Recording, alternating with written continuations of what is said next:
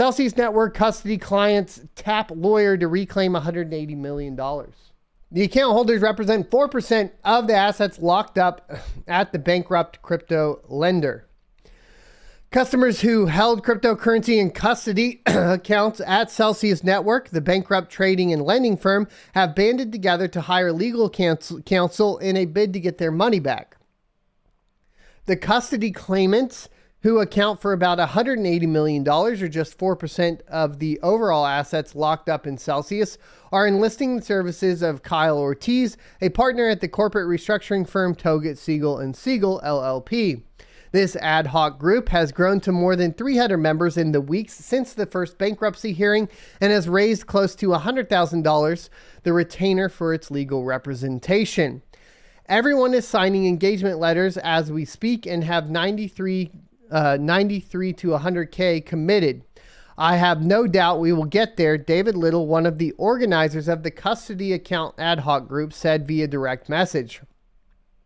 We grew our group from just a few individuals to almost 400 in a matter of days and have raised $100,000 with basically a group of competent strangers. An ad hoc group in this context refers to a group of people with common interests in a case who are willing to foot the bill for their own legal representation.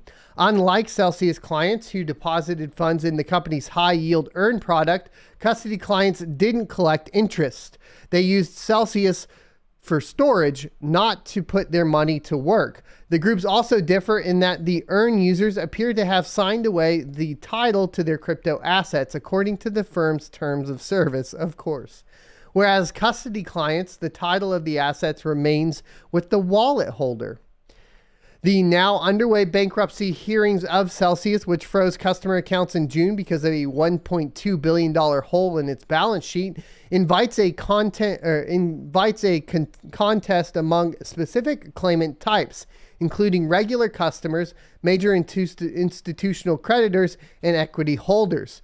The custody wallet holders were the first to form an ad hoc group in the case. These creditors are worried that Kirkland & Ellis, the law firm hired on Celsius's behalf, may be telling them what they want to hear without doing much to support them, according to Thomas Brazel, the founder of bankruptcy claims specialist 507 Capital. For example, Kirkland could have filed a motion to return their money in fiat currency, as was done for another bankrupt crypto lender, Voyager Digital, where assets were held by a bank. Instead, Kirkland said they were going to file a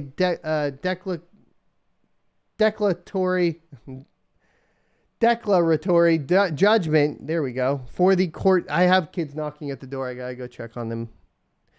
For the court to decide what to do rather than file a motion to return the assets, Brazel said in an interview. The word going around is that this lip service to claimants that, sorry, I'm getting distracted. Give me 1 second, guys. Once again, I apologize. It's summer. We're almost out of the woods. All right. Anyways, all we really need to know about the Celsius ordeal is that you have two separate, if I understand this correctly, right? You have two separate types of clients, and one is written out of their terms of service to basically get any recourse, because when they added it in, not just holding it in the wallet, but they added it in for the APY return, they essentially signed away their rights to those funds. Well, what is going on here in particular is this is people that have money in their wallets and they are trying to get that back. Will they be successful? I don't know, because I don't know the terms of service for this in particular. You would hope so. Like, clearly they weren't being completely upfront at Celsius with where they were at and how they were generating this amount of return that they were promising to customers. And not your keys, not your wallet, right? So even though you have this Celsius app where you have it in the wallet, which is apparently from a terms of service perspective better than having it locked up with them in some sort of return mechanism for, of course, DeFi. And I use that term, loosely because it's not decentralized.